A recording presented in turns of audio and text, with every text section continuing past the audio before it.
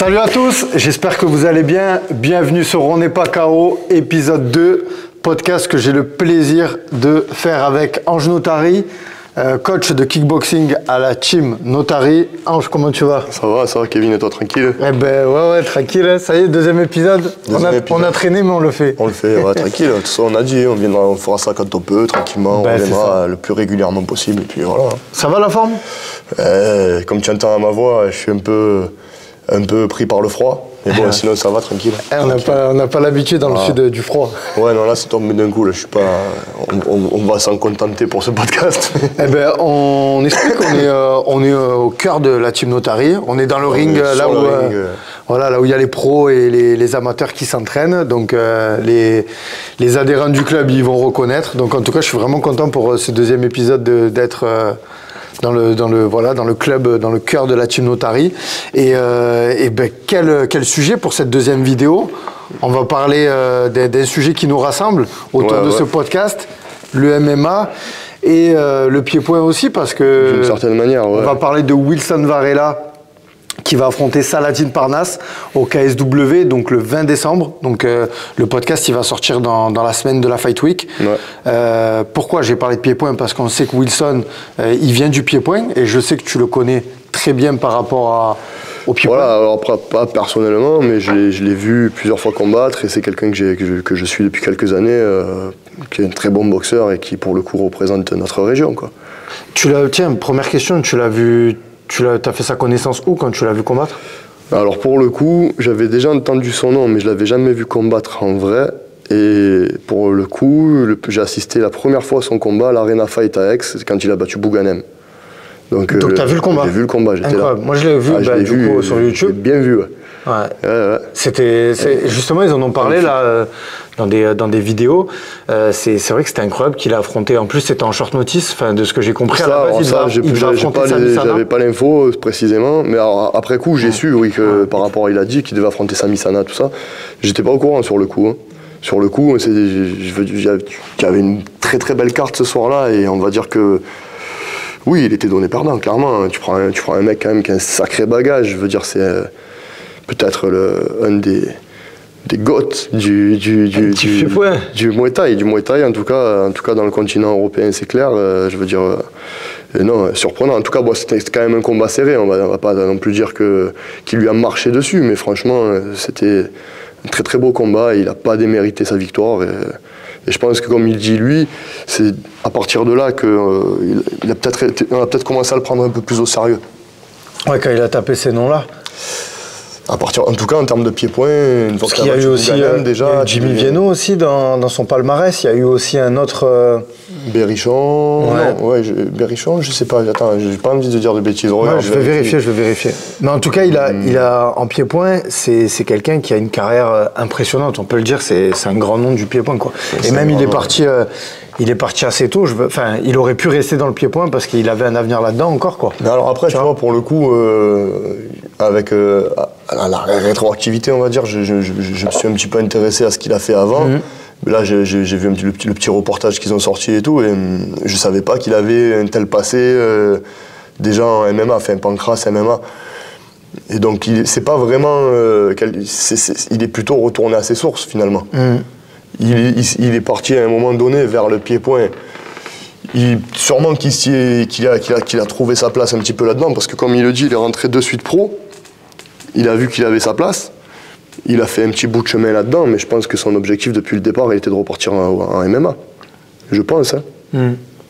Ouais, non, mais en tout cas, la transition, elle est bien faite. On va parler un peu de son club que tu connais aussi. Alors moi, je connais un peu le coach, Jérémy, on l'a appris il n'y a pas très très longtemps. Apparemment, il aurait un lien de parenté avec mon père aussi. Incroyable. Le monde des petits.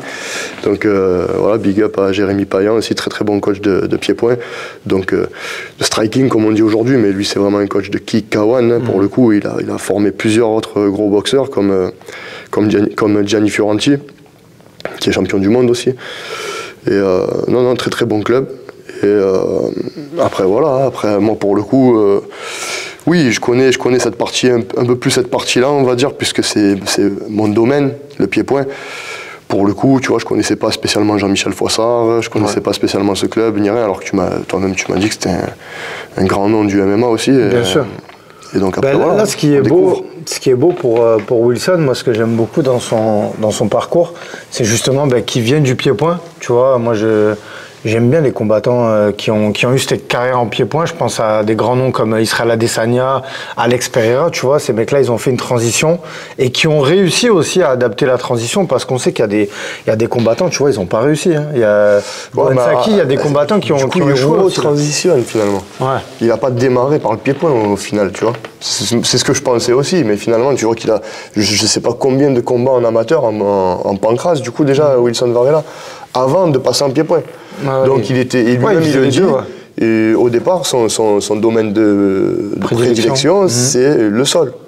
Ses premiers combats, il les gagnait quasiment tous par soumission. Parce qu'il y a quelque chose, oui, il le dit lui-même. Il a une très forte guillotine, de toute façon on va en parler un petit peu après quand on va parler du combat, face à Saladin. Donc on n'est pas vraiment sur une adaptation au MMA, comme je te dirais un mec comme Pereira, qui lui, pour le coup, sort du Glory, sort du pied-point Kawan, et que là il a vraiment dû s'adapter au monde du MMA, et pour le coup tu le vois bien, il reste le plus debout possible, tu vois, il va le moins possible s'aventurer au sol. Pereira. C'est pas pour rien, mais je pense que Wilson, il sera à l'aise sur les deux terrains, tu vois. Je pense, hein, sincèrement. Ouais, parce que c'est vrai qu'il a commencé quand même, sur Tapologie, en 2014, quoi. Ah ouais. Il a 29 ans quand même. Ouais, et il gagne par soumission en plus. Donc voilà. Donc, c'est un cas à part. Ouais, c'est vrai que moi, pour le coup, je diagnostique un peu le truc en mode striking et tout, mais pour le coup, il a déjà ce background de base avant même d'arriver en pied-point. Ouais, après c'est parce que justement il y a eu ces grands noms, Jimmy Vienno, Youssef Bouganem, du coup tu sais ça prend un peu... C'est là qu'il a pété en fait, il a pété en pied-point, c'est ça en fait si tu veux. Je pense qu'on a commencé à parler de lui quand il était en pied-point. Il a combattu à la Nuit des Champions aussi. Je crois, il me semble. Il me semble. J'ai vu passer un combat.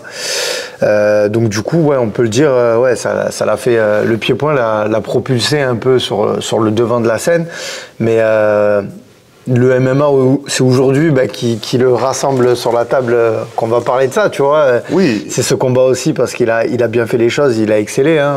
Et puis si je peux me permettre, je pense que son passage en pied-point lui a permis d'évoluer sur cette partie-là, parce que peut-être qu'avant de passer en pied-point, il était peut-être déjà assez à l'aise avec ça, mais c'est le fait de rester quelques années pro pied-point. Quand il est reparti en MMA derrière, il a pu... Maintenant, avant, peut-être qu'il n'était pas aussi à l'aise debout. Tu vois ce que je veux dire, après ce passage-là, tu vois, je pense que ça lui donne une force supplémentaire, et qu'en termes de striking, il n'y a qu'à voir... contre qui c'est qui fait une victoire en 15 secondes. Ouais, c'était celui d'avant, là. C'était Tapiwa Kati. Voilà, okay. Et c'était au KSW là. Hein. Impressionnant, impressionnant. Tu vois que c'est millimétré en termes de distance, en termes de la manière dont c'est donné. C'est des front kicks de mecs qui ont l'habitude de les donner. On le voit justement, je regarde aussi c'est le front kick Kaskarboski, ça. Okay. C'est celui-là. Avec les orteils en avant, là, tu sais, pour te piquer ici, là. Ouais. Il explique dans une vidéo aussi. Ouais, alors il n'a pas été là-bas pour le faire, il l'a fait à Marseille, Non, mais franchement, il est solide en pied-point. Tu le vois, même quand tu regardes ses combats, franchement, il a des... Ouais, c'est un kicker, quoi. Franchement, il frappe fort. Ouais. On va parler aussi un peu de son physique. Franchement, Wilson... Bon, là, on est à fond sur Wilson, hein, parce que... On va parler des deux. Ouais, on va parler des deux, mais Wilson aussi, moi, ce qui m'impressionne, c'est... Physiquement, c'est un monstre. Tu le vois que... Pour un 70 kg, je pense qu'il frappe pas comme un mec de 70 kg. Tu vois ce que je veux dire. C'est le prototype, quoi. Franchement... Puis il a cette détermination, comme il le dit lui-même. Il a rien à perdre, là. Oui, et puis au plus on le donne perdant, au plus il... Ouais, alors après, il excelle. On parlera un petit peu de ça, de qui on voit gagnant ou pas. Mais moi, je suis pas totalement d'accord qu'il a rien à perdre. Parce que, pour lui, c'est le combat de sa vie. Tu vois, le KSW, il vient en France. Donc, c'est la deuxième fois. Organisation qui vient en France pour la deuxième fois. On le sait que la star du KSW de cette organisation, c'est Saladin. Double champion, plus jeune champion de l'histoire de l'organisation. Enfin bref. Donc voilà, du coup, c'est quand même, tu vois, s'il rate le coche, moi je trouve que quand même il doit avoir une pression. Bon après, peut-être qu'il la déguise bien, tu vois, et que... C'est normal d'avoir la pression. Si je veux dire, en fait, moi je pense pas qu'il a rien à... Oui, il a rien à perdre, en fait, il a tout à gagner. Oui. Faut voir les choses... En fait, s'il passe à côté de son combat, il aura perdu une sacrée opportunité. Mais s'il donne tout, qu'il livre sa meilleure performance, qu'il gagne, qu'il perde, finalement, tu tapes le number one. Tu vois ce que je veux dire? Tu perds pas contre n'importe qui. Tu peux te permettre de... Tu vois ce que je veux dire? Bien sûr. On ne remettra pas en question son niveau ou sa crédibilité s'il perd en faisant un beau combat contre Saladin Parnasse. Je pense pas. Non. C'est pas monsieur tout le monde, tu vois. Ah non, tout à fait. Mais ce que je veux dire, c'est que, il faut gagner ce combat. Tu vois, il faut qu'il gagne ce combat. C'est le combat de sa vie, quoi qu'il arrive. Pour l'instant, en termes de tremplin, il n'aura pas eu plus gros que celui-là, je pense. Si là, il gagne, derrière, c'est les portes qui s'ouvrent de partout, je pense. Puisqu'il me semble que Saladin Parnasse lui-même, il peut aller un peu où il veut. Il me semble qu'il peut signer plus ou moins où il veut. Tout à fait, t'as raison. Si tu le tapes, en théorie, même la hype que ça va créer et tout, tu vois, je pense que ça lui ouvre beaucoup de portes. Ouais, c'est clair. Donc évidemment. En plus, on en a besoin, nous, dans le sud de la France, à Marseille, j'ai envie de dire d'un porte-drapeau un peu du MMA marseillais, parce qu'on l'a pas jusqu'à présent, faut le dire. On avait Nassourdine Imavov qui s'entraînait, tu vois, à Miramas, qui est parti sur Paris, tu vois, parce que ils ont manqué cruellement. On sait que dans le sud de la France, on manque de ressources, tu vois, les sparring, tout ça. D'ailleurs, ça permet de transitionner. Wilson, pour sa préparation, il est parti à Miami, il est allé au Kickcliff. Ouais. Je sais pas si tu as vu ça dans le reportage. Ouais, j'ai vu. Et d'ailleurs, il disait que, de toute façon, il y va tout le temps, apparemment, faire des prépas, mais là, pour ça, là, il est resté plus longtemps que prévu. Tu vois, il est resté plus longtemps que prévu. Et ce qui est bien là-bas, c'est qu'il y a beaucoup de sparring, et plus qu'ici. Est-ce que pendant ce temps-là, il voit son coach, coach? Justement, comment ça se passe? Moi qui suis les réseaux, Jean-Michel Foissard, qu'on lui passe le bonjour s'il voit cette vidéo, il est monté là-bas, justement.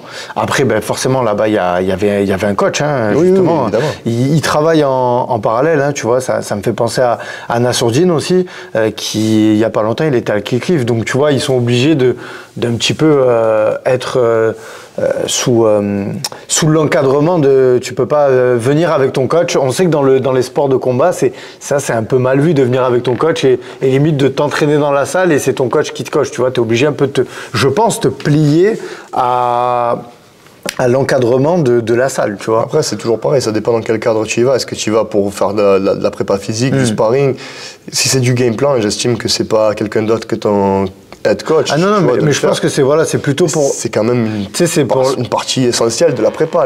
Si tu pars, je sais pas, 3 mois à l'étranger et que pendant 3 mois tu fais pas de game plan avec ton... Non, tout à fait. Tu vois ce que je veux dire? Non, mais je pense que justement dans le game plan, partir à l'étranger, aller justement se mettre dans le dur, aller s'entraîner avec des champions du Bellator, du PFL et des top mondiaux de l'UFC. Ça fait partie du game plan, tu vois. Donc voilà, mais bien sûr que la stratégie, elle est mise par le coach, le head coach, et pas par ce coach-là, tu vois. Mais forcément, vu que tu vas là-bas, que tu es à l'étranger, que le coach de la salle principale, il te voit tourner, il va te donner des petits tips, il va t'apporter quelque chose en plus, tu vois. Bien sûr. Non, après, bien sûr, moi, je respecte la vie de chacun sur ça, faire les camps à droite, à gauche et tout, il n'y a rien à dire. Mais pour le coup, tu vois, je trouve je vais pas dire plus respectable, parce que c'est pas une question de respect, ça n'a rien à voir. Mais je trouve que c'est bien, parce que j'ai bien aimé comment Saladin, il a parlé, lui, de sa prépa. Il dit, on a tout ce qu'il faut en France. Alors certes, il est à Paris, lui. En fait, c'est ultra intéressant ce que tu dis là, parce que je pensais pareil pour Wilson, mais regarde, il a pris Alexis Barbosa en pied-point, ok. Il a pris Fares Ziam. Du coup, il lui reste qui en fait à... Bobo Sacco aussi, je crois. Ok. Ouais, mais du coup, en fait, s'il prend ces deux personnes, après, les gens vont me dire non, mais il restait lui. Mais il a pris les meilleurs. Donc, forcément que, tu vois, Wilson, il a dû faire aussi. Tu peux faire la même chose. Tu veux à son club à Marseille, tu fais venir des gars, tu fais t'inquiète, même sur Marseille, en pied-point, tu as des mecs dans la région. Dans la région. Ouais, mais pas du niveau où il a été à Kickcliff, tu vois. Puis, franchement, après, on n'est pas, tu vois, je peux pas parler pour lui. Mais si il a les moyens de pouvoir aller là-bas, franchement, il a eu totalement raison de le faire. Après, je sais pas, moi je sais pas, je connais pas spécialement les mecs avec qui il a tourné, j'ai pas suivi plus que ça, tu vois, je vais pas te mentir. Bah, moi en fait je connais la salle, Kick de réputation, c'est une putain de salle, tu vois. Je te le dis, c'est ce qui se fait de mieux. Et puis c'est vraiment là-bas, tu vois, ça tourne. Le matin, il y a entraînement, l'après-midi, il y a entraînement. Les mecs, quand ils vont là-bas, ils sont conditionnés à faire ça tout le temps. Donc voilà, donc c'est aussi l'encadrement qu'il y a autour, de se mettre dans cette zone un petit peu de dur, tu vois. Mais après, Après, voilà, enfin, voilà, tout ça pour dire qu'il est parti là-bas et que moi, j'ai trouvé ça judicieux. Et que je pense que c'est quelque chose qui peut rajouter une plus-value. On en parlera pour Saladin, mais Saladin aussi, il a fait une bonne prépa. Et c'est intéressant qu'ils aient fait des prépas. Et je pense que s'il serait resté qu'à Marseille, excuse-moi de te couper, mais s'il serait resté qu'à Marseille, ouais, moi j'aurais émis des inquiétudes. Même s'il y a de quoi faire, je ne dis pas le contraire. Au Marseille Fight Club, il y a des très bons combattants. Je pense à Vincent Delguera, je pense à Bader Medkouri. Mais après, tu vois, on n'est pas sur les mêmes catégories, on n'est pas sur les mêmes types de combattants. Mais il y avait de quoi faire. Il y a Swill aussi, il y avait de quoi faire. Je dis pas, hein, il y avait de quoi faire. Il y a toujours moyen. Est-ce que c'est pas aussi pour cette raison, tu vois, si à chaque fois que tu as des combattants de la région qui doivent se préparer, ils se barrent tous à droite à gauche, dans le coin, tu n'auras jamais en fait, moi, je suis pas coach après. Hein. Attention, je prends pas du tout les devants sur ce sujet-là, mais je pense qu'il y a des combats qui doivent être des fois préparés à l'étranger. Quand tu affrontes des mecs de ce niveau-là, tu es obligé de te casser à l'étranger. C'est comme Nassourdine à un moment, et je reprends les mots de son coach Nicolas Haute, tu vois, il disait, quand on prépare un Jared Cannonier, il disait, on le prépare en France, tu vois, on a tout ce qu'il faut. Tu vois, il disait, mais par contre, quand on prépare un Strickland, faut qu'on aille à l'étranger, faut qu'on aille dans des clubs de boxe anglaise. Tu vois, selon l'adversaire que tu as. De toute façon, on parle de notre niveau là. Voilà, tu vois ce que je veux te dire. Tu es obligé d'aller. En fait, les mecs, ils ont. T'imprégner de ce que. C'est ça. De ce que eux. Même je pense qu'ils ont plus. Tu vois, Nassourdine, à un moment, c'était ça aussi qu'il disait. Désolé, j'aurais beaucoup parlé de Nassourdine, mais. Non, mais. Parce que j'adore ce combattant et en plus, là, il y a une officialisation qui vient de tomber. Mais bon, bref, tu vois, les mecs, à un moment, c'est les leaders de leur salle, tu vois. Et en tant que coach, je pense que quand tu peux plus apporter, quand il n'y a plus d'adversité pour eux, quoi, tu vois, ça devient les leaders de la salle. Comment les mecs ils font pour progresser, tu vois. Enfin bref, bon, on s'évade du sujet, on parle dans le coaching, mais donc voilà, donc du coup Wilson il a fait une grosse prépa. Franchement, et physiquement il est affûté. De toute façon, c'est quelqu'un qui a, ouais, on peut le dire, hein, il a un gros physique, grosse génétique. Faut le dire, il a une belle génétique. Et là, la ceinture, donc, des 70 kilos, KSW, une occasion de marquer le MMA français, parce que j'ai envie de dire, la ceinture des 70 kilos du KSW, c'est une chose, mais je trouve que d'affronter Saladin, c'en est une autre. Oui, et tu as le côté Paris-Marseille. Et en plus, ouais, voilà. Et en plus, c'est des coéquipiers. Ouais, tu vois, non, l'histoire, elle est belle. Alors, ils se sont entraînés ensemble, ils ont fait des sparring ensemble. Ils n'ont pas fait de combat parce qu'on sait que le combat, c'est pas le sparring. Mais je veux dire, moi, j'ai envie de savoir, tu vois. Et quand je les avais vus à l'époque sparer ensemble, je me disais déjà, qui c'est qui doit avoir le niveau? J'aimerais bien, tu vois, voir un peu. Mais c'est intéressant parce qu'en plus, alors il n'y a pas d'animosité entre les deux d'ailleurs. C'est beau, on va en parler de ça, on va en parler de l'ambiance du combat. Respectueux, très sportif. C'est beau, non? Qu'est-ce que t'en penses, toi, de ça? C'est beau, et d'autant plus que, crois pas que pour cette raison, ça va être un sparring. Je pense qu'ils vont se taper. Ah ouais. Ils l'ont dit, lui, c'est son rêve à Wilson de prendre cette ceinture.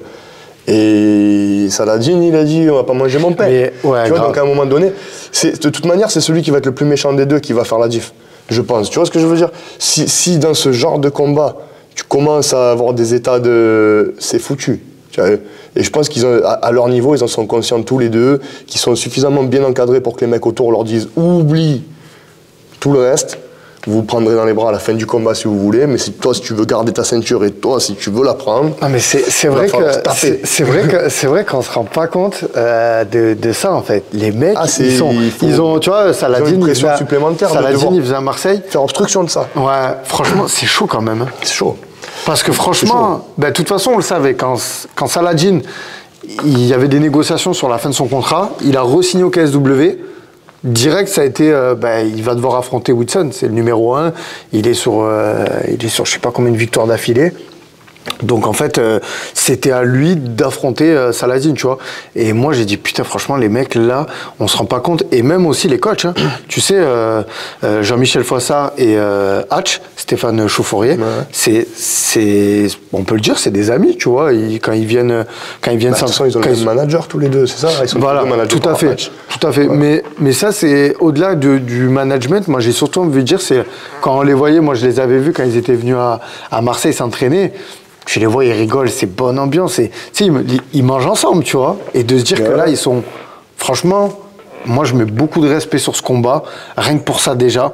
Parce que faut se rendre compte de ça. Déjà, rien que du niveau à lequel on va assister, parce que pour moi, c'est l'un des plus beaux combats de MMA qu'on va avoir sur le sol français. En termes d'opposition, ça va être une dinguerie, franchement. Espérons. Ouais. Attention, les combats avec trop d'attente. Hein. Ouais, non, mais là, oui, c'est sûr. Ouais, mais là, non. On a déjà parlé. Hein, oui, c'est sûr que quand on a. Je crois pas que les deux vont quand même se méfier l'un de l'autre. Et que. Bien sûr, mais. Le combat ne sera pas nécessairement 2 fois meilleur parce qu'on a 2 masterclass qui s'affrontent. Quand on voit les deux, leur style. Ça peut que faire des étincelles. Tu vois, c'est deux pierres. Il y a pas de. Franchement, j'espère que ça va être un combat. Forcément, je m'attends pas à que Wilson il arrive avec un genou sauté d'entrée, tu vois, ou des trucs comme ça. Je sais qu'il va avoir de la stratégie et ils vont se jauger. Mais ça va kicker. Hein. Ça va striker, ça va kicker. Et je suis curieux de voir le game plan qui pourrait être mis en place. On parle un peu de ça là quand même. Bien sûr. Saladin qui est le prodige, qui est le Mbappé du MMA français, qui pour beaucoup, ça c'est un débat, on va pas rentrer là-dedans, c'est le pound for pound numéro 1 en France devant des combattants qui sont à l'UFC. Ça, je laisserai pour les auditeurs de se battre en commentaire. J'ai pas envie qu'on rentre dans ça. Bref, en tout cas, c'est un double champion. Donc, c'est un combattant qui a commencé par le MMA, qui a acharné travail, qui aujourd'hui a ramené cette organisation, je le répète, en France, qui est double champion, qui avait tenté d'être le premier triple champion aussi de l'organisation. C'était une dinguerie. Et franchement, la décision, elle est douteuse, mais bon, bref. En tout cas, franchement, Saladin, pareil. Donc, une génétique. Il a un physique monstrueux. Vraiment monstrueux quand on voit les pectoraux qu'il a. Enfin, tu vois, même, t'as vu là, je sais pas si tu l'as vu quand il frappe au sac. À un moment, c'est Arnaud Templier, son coach, qui lui tient. Il met des middle, mais tu l'as vu la vidéo ou pas? Celle-là, je l'ai pas vue. Non. Oh là là, il faut que je te la montre. Hein. Il a une vitesse, mais franchement, il frappe fort. Très bonne jambe. Qu'est-ce que tu penses toi de Saladin? Et tu l'as connu quand, toi qui es un coach de kickboxing? Au moment où il a commencé à avoir la hype sur le MMA, là. Ouais.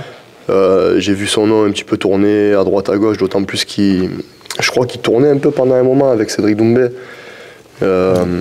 Mais de toute façon, il a tourné avec tout le monde. Hein. Ouais, il a tourné avec tout le monde, ça là. J'ai commencé un petit peu à voir. Il a même tourné avec Greg MMA. Ouais, j'ai vu la vidéo. Vite fait, je crois que je l'ai pas vu entièrement. On n'en a pas parlé de ça, la vidéo. Tu l'as vu avec Wilson ou pas? Non plus. C'est sympa ce que Greg MMA il a fait. J'ai pas vu. Qui justement est allé dans les deux coins pour s'entraîner comme il a l'habitude de faire, comme il a fait même ici dans ce ring. Hein, dans ce ring, ici même. Voilà, avec ton père. Et franchement, c'était des belles vidéos qu'il a fait. Et bon, après, c'est pas du combat, donc c'est toujours du sparring et j'ai envie de dire, il s'amuse plus ou moins, tu vois. Mais c'était des belles vidéos et c'est dur de dire qui va avoir le dessus, tu vois, parce que franchement, même quand tu les vois, pour moi, je trouve que en fait, Saladin, il a plus d'expérience parce que forcément, j'ai envie de dire, il est chez lui déjà, il est à Paris. Le KSW, c'est sa maison. La ceinture, c'est la sienne. Tu vois, donc, et la pression du main event, et de défendre sa ceinture, il l'a déjà eu. L'année dernière, il a eu affaire à un combattant qui était costaud quand même. Hein. C'est Mircea, je crois. Ouais, mais alors après, c'est à double tranchant. Hein. Ah, tout à fait. Être en confiance, ça peut être bon et mauvais. C'est une jauge, c'est une jauge à pas dépasser. Ouais, mais après, il est bosseur. Hein. Quand je dis non, mais attention, ça se voit qu'il prend le combat au sérieux et tout, tu vois. Mais l'autre, il a la dalle en face. Hein. Tu vois ce que je veux dire? Ouais. Il a une dalle inégalable pour le coup, tu vois. Lui, justement, la ceinture, il a pas, il en veut au moins une. Tu vois ce que je veux dire? Même pas parler des stats, mais Saladin Parnasse, 19 victoires, 2 défaites. Ouais. La première, c'est il a pris ça sur un on peut dire un lucky punch, c'était un biceps qu'il a touché, c'est pareil, c'est douteux. J'avais vu 23 combats, moi j'avais vu. Peut-être c'était... Non. 19, ouais, ben... Avec 21 victoires, je crois. 19 victoires et 2 défaites. Ok. Voilà le palmarès. Et le dernier, ben, c'était en 2023 face à Bartosiski, là, le welter. Là, il a justement pour tenter la 3e ceinture. Donc il a affronté un mec qui a plus de 95 kilos, quoi. Tu vois, il a affronté un monstre, quoi. Enfin bref, donc voilà, gros palmarès. Et voilà, qu'est-ce qu'on peut dire sur Saladin de plus moi, perso, après, quand j'ai commencé à regarder un peu ce qu'il faisait, d'office, par curiosité, je suis allé voir s'il n'avait pas déjà fait du pied-point avant, parce qu'il a, pour un mec qui, justement, est un pur produit MMA, on va dire, il a un striking incroyable. Franchement, je te le dis, il pourrait taper un paquet de boxeurs pro en pied-point. Déjà, là... Même en boxe anglaise aussi. Hein. Il a une boxe anglaise, alors. L'anglaise, après, je ne m'aventurerai pas sur ce terrain, c'est encore autre chose, tu vois. C'est avoir une bonne anglaise en MMA, même avoir une bonne anglaise en pied-point, c'est pas avoir une bonne anglaise en anglaise. C'est des fois un boxeur pro de pied-point, il n'a pas l'anglaise d'un amateur en anglaise. Je ne veux pas lancer ça, mais par exemple, tu vois sur la vidéo avec MMA, il tourne en anglaise. Franchement, ça là, moi je trouve il a une belle anglaise, il a un bon jab. Ah non, sûrement, mais je dis pas le contraire. Je dis juste que les mecs qui font que de l'anglaise, ils font que de l'anglaise. Bien sûr, non, tout à fait, Là, on rentre encore dans un truc. Oui, tout à fait. Mais en dehors de ça, je pense qu'en pied-point, en tout cas, tu le lâches en pied-point, il ferait un massacre aussi, je pense. Gaucher en plus. Donc non, franchement. Et Saladin, Wilson, pardon, 12 victoires et 5 défaites. Ouais. Donc un nul aussi, je crois. Un peu plus de défaites. Notamment, il a traversé une période, c'était en 2022. Je sais pas si tu l'as vu, la séquence. Ouais, 3 défaites. Quand il a eu 3 défaites. Voilà, il a perdu un proche aussi à cette période. Ça a été difficile pour lui. Il l'a dit justement. Ça a été un passage un peu émouvant dans la vidéo là où il a. Après, c'est ça aussi qui est. Je pense que Wilson aussi a aussi ce côté. C'est un personnage attachant, tu vois. Ouais, tu vois qu'il a des valeurs. Il n'a pas ce truc de s'il doit pleurer, il pleure. Et il est humain, tu vois, et c'est beau. C'est beau, franchement. Bon, après, au-delà du côté que ce soit le Marseillais, que ce soit le mec de la région, moi, j'aimerais bien le voir gagner, tu vois, même si avec tout le respect qu'il y a pour l'adversaire en face, qui est un très grand combattant. Je veux dire, je pense qu'il a mérite cette ceinture. Ouais. Même si ce sera difficile. Hein. Moi, honnêtement, là, si je dois poser un billet, je sais pas trop sur qui le mettre. Hein. Tu vois, donc. Mais après, si on parle pronostic, j'ai envie de mettre un. Ah putain. Ouais. Moi, tu sais quoi. Ça m'énerve de. Moi, je vais donner un truc. Moi, après, ça m'engage en rien. Moi, je dirais 60-40 pour Saladin Parnasse. Pourquoi 60-40. Ouais. Ah oui, 55-45 si tu veux, allez. Non, justement, en fait, c'est que quand on voit la carrière de Saladin, c'est dur de mettre que 60, tu vois. Non, moi, il a jamais pris... moi, en fait, ce qu'il y a... Je peux me tromper. Non, vas-y. Déjà, au sol, je pense que Varela, il se démerde et qu'il est prêt à y aller. Ouais, c'est autre démerdé. Il me semble, je dis pas de bêtises, mais je crois qu'il est ceinture marron, je sais plus. Enfin, il s'entraîne en JJB et attention. Mais après... Enfin, vas-y, continue. Ouais, mais il a un gros niveau en sol. Je pense, et on en a parlé en off, qu'ils vont rester debout tous les deux. Ben, je sais pas. Sincèrement, je sais pas parce que je me dis que justement, il y a tellement un niveau de striking entre les deux. C'est obligé qu'il y en a un des deux qui va. Tu vois, ça va se coller. Ça va engager du cage control. C'est contre Charrière qu'il a combattu là dans un ring. Ça là ? Ouais. William Gomis, c'est. Ils sont restés debout, les mecs, tu vois. Ouais. Il a ce truc de même si c'est que j'ai l'impression et c'est tout à son honneur qu'il a cet ego là, tu vois, Saladin Parnasse, que je te prends sur ton terrain. Tu vois, que tu veux te taper debout, et je vais juste pour ce que les gens vont dire. Tu vois, la mentalité du mec, il a voulu prendre des ceintures dans différentes catégories de poids. C'est une histoire d'honneur, tu vois. C'est pas une histoire de préserver mon titre. C'est la conquête, tu vois. Donc lui, je pense que s'il peut taper Varela en restant debout, ce sera encore plus gratifiant pour lui. Et je pense qu'il va rester sur ce terrain-là, qu'il va vouloir la jouer. Ok, on va rester debout. Et en plus, je vais pas te mentir, et c'est ça qui me fait donner le 60-40, c'est lui le gaucher. C'est-à-dire que le gaucher, c'est des stats, hein, c'est mon avis, mais c'est aussi des stats. Ils sont beaucoup moins nombreux que les droitiers. Donc le gaucher, il s'est adapté au droitier. Là où le droitier, dans sa carrière de boxe, se sera moins adapté au gaucher en face. Tu vois ce que je veux dire, c'est des statistiques. C'est-à-dire que s'il faut, sur 10 combats que tu as eu, tu n'as pris que 2 gauchers. en tant que droitier. Mais le gaucher en face, lui, il en a pris 8 de droitier, tu vois. Donc il sait comment les gérer, les droitiers. Il a des automatismes pour ça. Que pour un droitier qui sait qu'il va taper un gaucher, c'est pas des automatismes, c'est du game plan. Parce que c'est pas naturel. D'accord. Tu vois ce que je veux dire? Et du moment où ils vont rester j'essaie de comprendre parce que justement, je sais pas. Est-ce que tu vois ce que je veux dire? Ouais, plus ou moins. Ouais, il y a des adaptations à faire. Pour moi, quand tu as un niveau équivalent, en striking sur 2 mecs, s'il y a un gaucher et un droitier, si j'ai pas le choix de poser un billet, je le mets sur le gaucher. Ah ouais, toi tu vois les choses de cette manière-là. Moi, je les vois comme ça. Okay. Après, si je dis qu'il y a un niveau équivalent, un niveau équivalent et que vraiment je saurais pas trancher. Vraiment, je sais pas trancher, là, je dois le poser mon billet. J'ai pas le choix. Tu vois, sinon évidemment, c'est pas si simple. Ça veut rien dire. Bien sûr. C'est pas, faut pas non plus dire.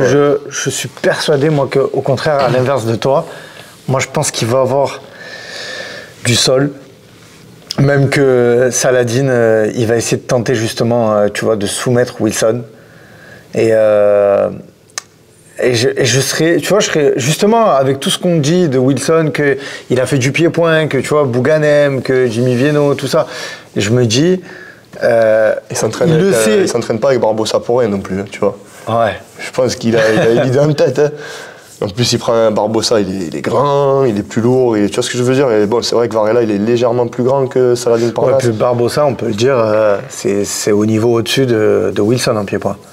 Je suis pas sûr. Pourquoi non, mais pourquoi champion du One. En un combat, il a battu Hersel sur son premier combat. C'était quand même très serré. Est-ce que, je veux dire, derrière, Varela, il a battu Bouganem. Hein. Donc, c'est plus prestigieux de battre Bouganem ou Hersel. Regardons pas les ceintures. Non, oui, Bouganem. Alors, c'est pas la même catégorie de poids, donc je compare pas. Il est 77 Barbosa et 70 Varela. Mais au même poids, ce serait pas aussi évident que ça pour moi. Je dirais pas, il est meilleur, ou tu vois, Varela a un très très gros niveau de pied-point. Ouais, vraiment. Vraiment. Et du coup, tu l'avais vu que le combat face à Bouganem, Varela? Non, je l'ai vu combattre le dernier combat que j'ai vu, d'ailleurs, je ne sais pas s'il a recombattu en pied-point depuis, c'était à la Star Night à Vitrolles contre Bouchibert. Ouais, je l'ai vu le combat. Et d'ailleurs, gros respect aussi pour Bouchibert en face, qui fait un combat de fou. Hein. C'était très serré, très très serré en plus. Hein. Et je veux dire, Bouchibert, pour le coup, c'était son 3e ou 4e combat pro en face. Et franchement, bon, certains disent même que certains le voient gagner, tu vois. Je sais pas, moi franchement, pour moi sur place le soir même, j'ai pas été choqué par la décision, si tu veux, mais c'est vrai que c'était un putain de combat. C'était un putain de combat parce que, mais bon, attention, encore une fois, faut voir qui y avait sur le ring. En face, Bouchibert, c'est pas parce que le gars avait 3-4 combats que, tu vois, c'est déjà un gros niveau de pied-point, tu vois, pour moi. Et non, c'était le dernier combat que j'ai vu de lui, pour le coup. Après, je crois qu'il a combattu quand même MMA. Ouais. Il me semble. Bon, du coup, pronostic. Je t'ai dit, moi je vois ça, mais force à Wilson. Moi j'espère voir Wilson gagner. Mais après, attention, je pense que Saladin Parnasse peut l'emmerder en tant que gaucher. Pour autant, est-ce que Wilson il n'a pas un meilleur striking? En plus, il a l'avantage peut-être de la distance en étant un peu plus grand. Tu vois, donc franchement, c'est ça qui rend le combat intéressant finalement. Si c'était si évident de savoir qui allait remporter, on n'en parlerait peut-être pas autant. Oui, bien sûr, ouais, c'est clair, c'est clair. Non, mais écoute, moi, je vais pronostiquer Wilson. De toute façon, je pouvais pas dire l'inverse. Hein.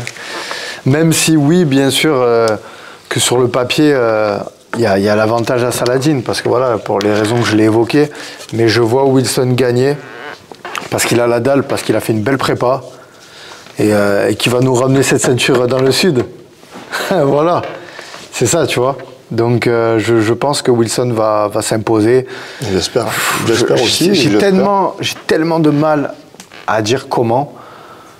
Ouais, j'ai envie de dire à la décision. Voilà. J'ai envie de dire à la décision. J'espère que ce sera un beau combat. Peu importe qui gagne, parce que de toute manière, ça va dire qu'il mérite. Et je veux dire, c'est un mec, voilà, quoi qu'il arrive. On va essayer de le regarder ensemble. On va essayer. Ouais.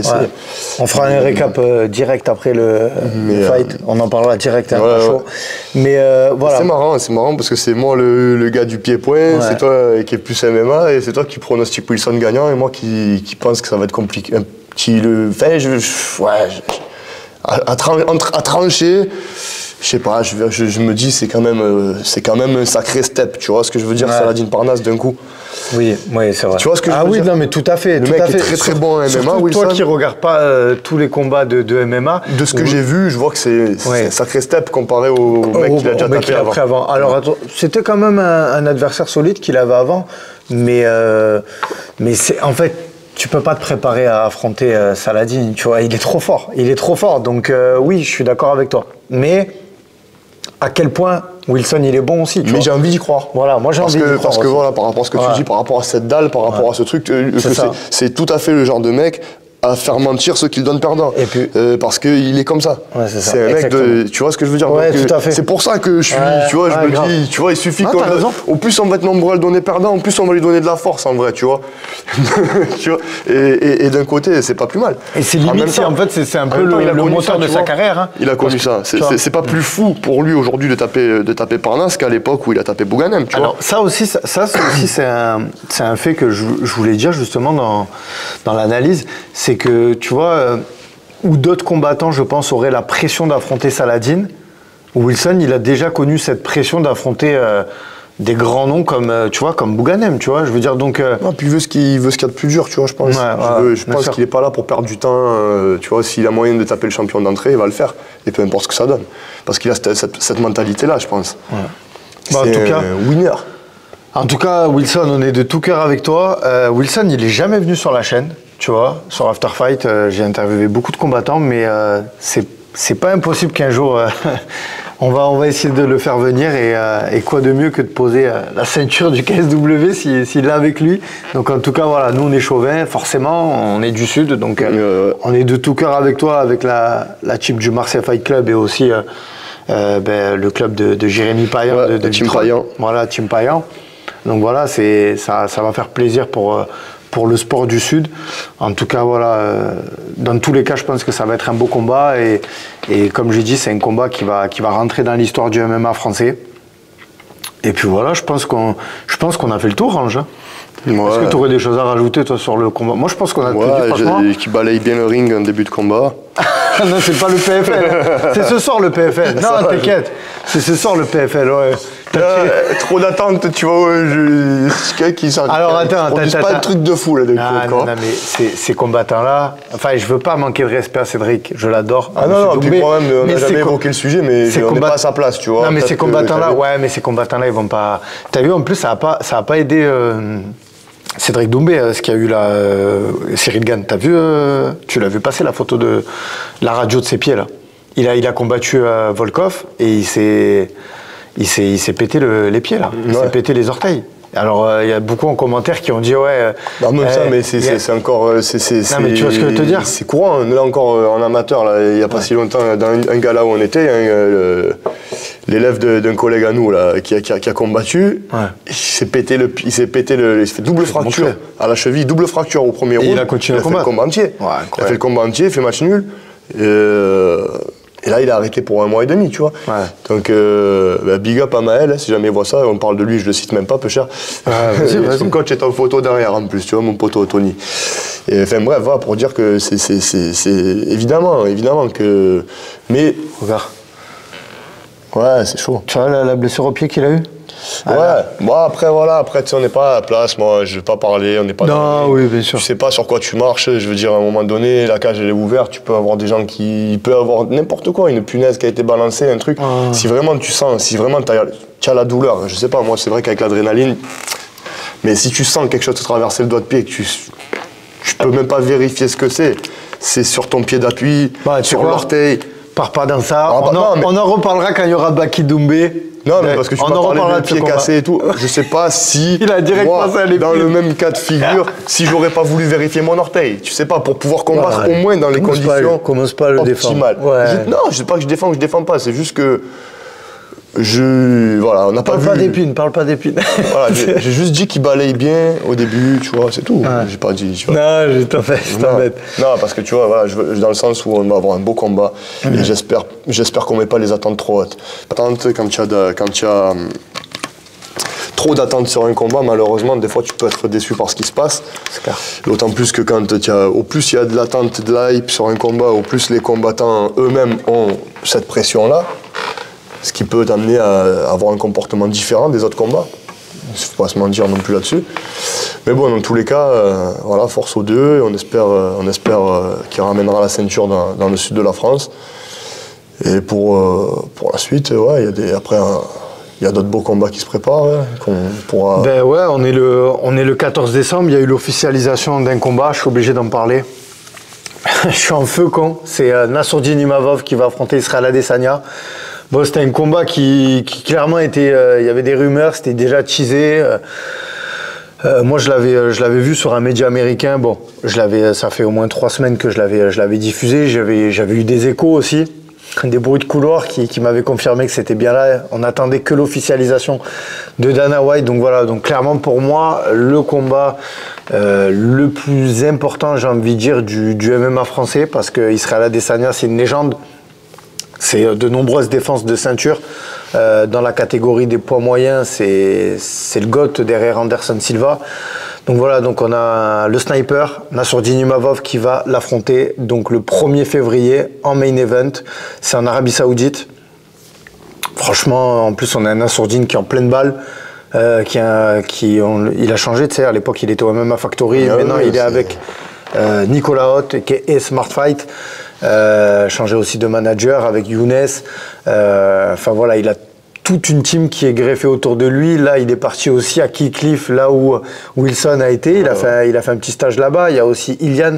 Enfin voilà, Nassourdine, j'ai envie de dire aujourd'hui, il y a des facteurs qui sont réunis autour de lui afin qu'il performe, quoi. Voilà. Je dis pas qu'avant il en avait pas, mais les gens qui suivent sa carrière savent très bien là où je veux en venir.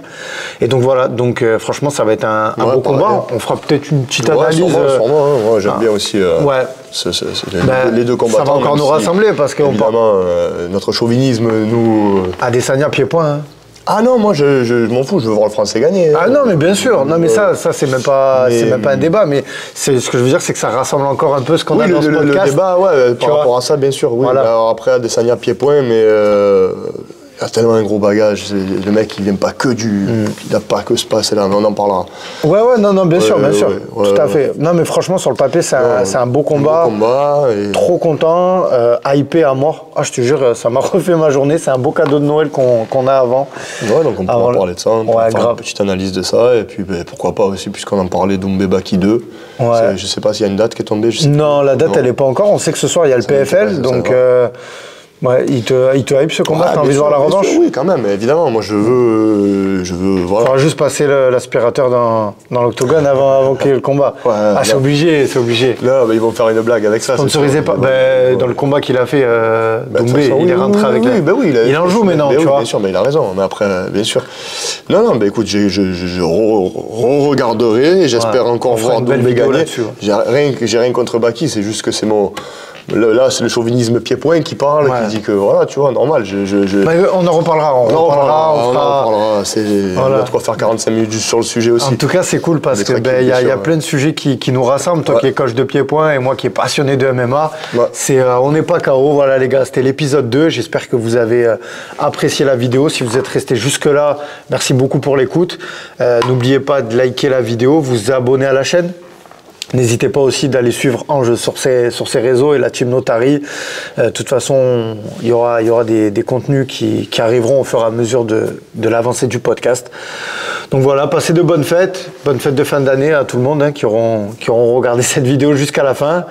Et puis on vous dit à très vite pour de nouvelles vidéos sur la boxe, le MMA et tout ce qui suit. Ouais.